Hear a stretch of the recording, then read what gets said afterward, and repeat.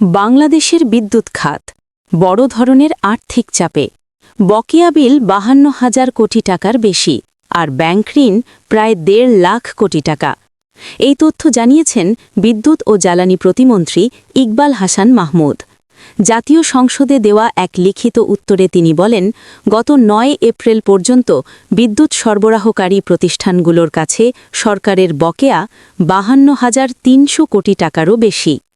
ঢাকা ১৮ আসনের সংসদ সদস্য এস.এম. জাহাঙ্গীর হোসেনের প্রশ্নের জবাবে এ তথ্য তুলে ধরা হয়।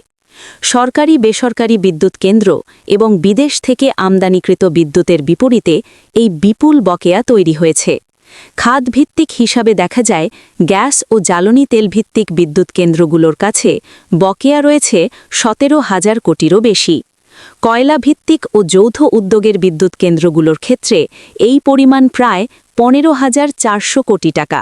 পেট্রোবাংলার কাছে গ্যাস বিল বাবদ পাওনা ১১,৬০০ কোটির বেশি। সরকারি কোম্পানিগুলোর নিজস্ব বকেয়া প্রায় ৫,৬০০ কোটি টাকা। এছাড়া ভারত থেকে আমদানিকৃত বিদ্যুতের বিপরীতে বকেয়া রয়েছে প্রায় ৩,৯০০ কোটি টাকা। এখানেই শেষ নয়, বিদ্যুৎ খাতের ওপর বাড়তি চাপ তৈরি করেছে ব্যাংক ঋণ। বর্তমানে দেশের বিভিন্ন বিদ্যুৎ কেন্দ্রের বিপরীতে ব্যাংকিং খাতে মোট ঋণের পরিমাণ দাঁড়িয়েছে প্রায় ১,৪৯,০০০ কোটি টাকা। বিশাল অঙ্কের বকেয়া আর ঋণের এই চাপ বিদ্যুৎ খাতের আর্থিক স্থিতিশীলতা নিয়ে নতুন করে শঙ্কা তৈরি করেছে।